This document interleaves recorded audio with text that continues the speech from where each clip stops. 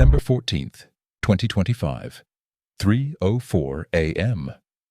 While the world was lost in REM sleep, the foundation of the global economy was quietly being erased. In a nondescript data center in Zurich, a single warning light flickered. No sirens went off. No firewalls were breached in the traditional sense.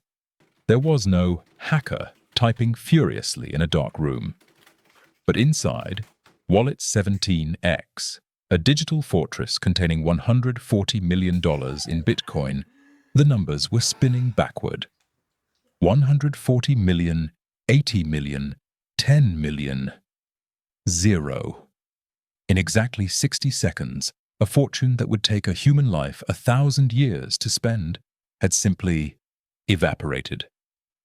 This wasn't a phishing scam. It wasn't a leaked private key. It was something far more terrifying. This was the first documented case of a Shaw's attack, the moment a quantum computer successfully bypassed the most advanced encryption on the planet. This is the story of Q-Day. And if you think your bank account is safe because you have a strong password, you're already behind.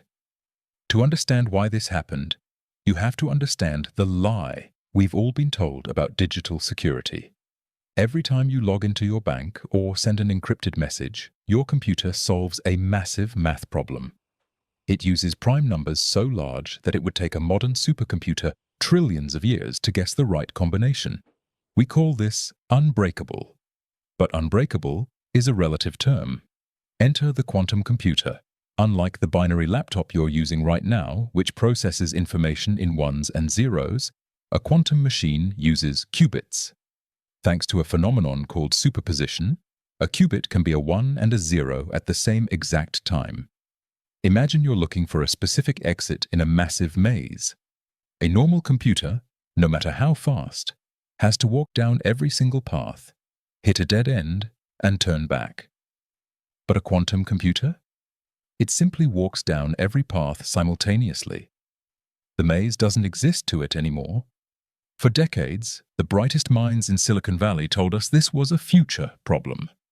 They said we were 20, maybe 30 years away. They were wrong. Someone, somewhere, solved the error correction problem.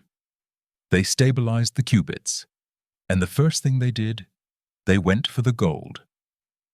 3 weeks after the Zurich heist, a whistleblower on a deep web forum leaked a 4-gigabyte file codenamed Project Odyssey.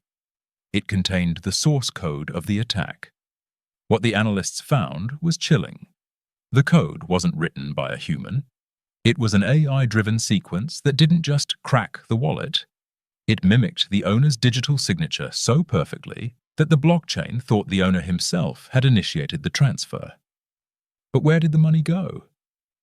Usually you can follow the digital breadcrumbs on the ledger, but these hackers used ghost addresses. They utilized a vulnerability in the Bitcoin protocol that allowed them to move funds into a limbo state, a place where the money exists but cannot be seen or tracked. By sunrise on Q-Day, it wasn't just Wallet 17X. Over $4 billion in cold storage, wallets that aren't even connected to the internet, had vanished. The crypto market went into a localized cardiac arrest.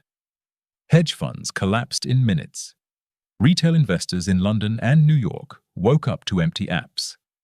The attackers didn't just steal the money, they proved that the vault itself was obsolete.